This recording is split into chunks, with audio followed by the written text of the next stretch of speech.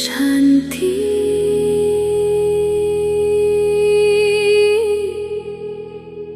এই দেহৰ পৰা ঊৰ্ধত মই অবিনাশী আত্মা পিতাৰ সৈতে উৰিবলৈ সম্পূৰ্ণ সমৰ্পণ হৈ ধাৰণ কৰোঁ সম্পূৰ্ণ পবিত্ৰতা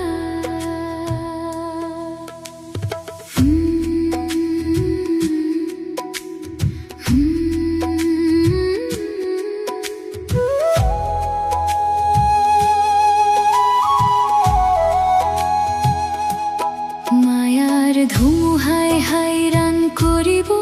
কিন্তু ভয় নকৰিবা ধুমুহালৈ মুষ্টিযুদ্ধ এয়া প্ৰহাৰ নিশ্চয় হ'ব তোমালোক বিজয়ী হোৱা মহাবীৰ হৈ অপবিত্ৰতাই আত্মাৰ ডেউকা ভাঙি দিলে হিচাপ নিকাচ নিষ্পত্তি কৰি পবিত্ৰ হোৱা সকলোৰে পৰা মমত্ব আঁতৰাই দিয়া সম্পূৰ্ণ সমৰ্পণ হৈ দেহি অভিমানী হোৱা কল্পই কল্পই আহি পিতাই স্বৰ্গৰ মালিক কৰি তোলে পিতাৰ হৈ যোৱাতেহে উত্তৰাধিকাৰী হ'বা সকলো সমৰ্পণ কৰি নিমিত্ত হৈ থাকা যিমানে জগত থাকিবা সিমানে শুদ্ধ হ'বা জ্ঞান স্বৰূপ যোগ স্বৰূপ আত্মা হওঁ মায়াৰ লগত যুদ্ধ কৰি বিশ্বৰ মালিক হওঁ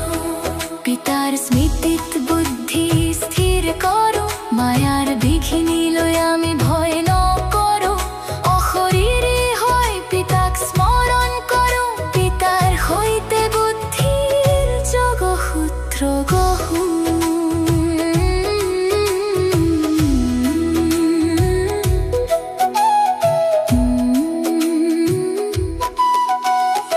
এতিয়া জ্ঞান স্বৰূপ আত্মা হোৱা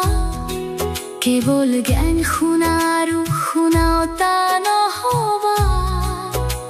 স্মৃতিত থকাৰ যত্ন কৰা অশৰীৰী হৈ অশৰীৰী পিতাক স্মৰণ কৰা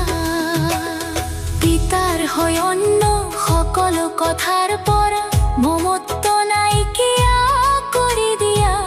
এই দেহ মোৰ নহয় পুৰা দেহি অভিমানী হোৱা পতিত সৃষ্টিত সকলো দুখ দায়ী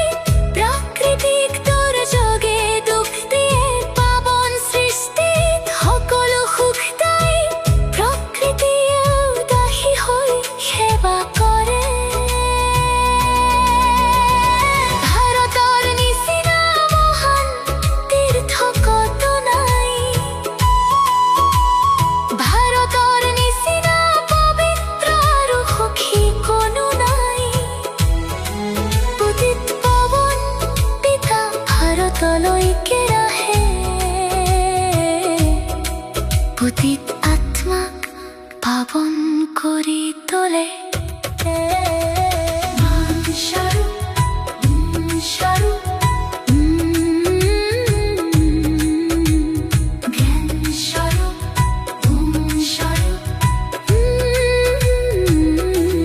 মাষ্টৰ সৰ্বশক্তিমানৰ কৰ্তৃত্বৰ আসনত নিজকে দিয়া স্থিৰ কৰি প্ৰতিটো কৰ্ম সত শ্ৰেষ্ঠ হৈ যাবা কৰ্মযোগী সহযোগী মায়েৰ পৰিবৰ্তে বাবা বাবা বলি কই স্মৃতি থাকাৰ প্ৰমাণ দিবা। সহনশীলতাৰ ড্ৰামাৰ ঢালত স্থিৰ হৈ থাকা, তেতিয়া সদায়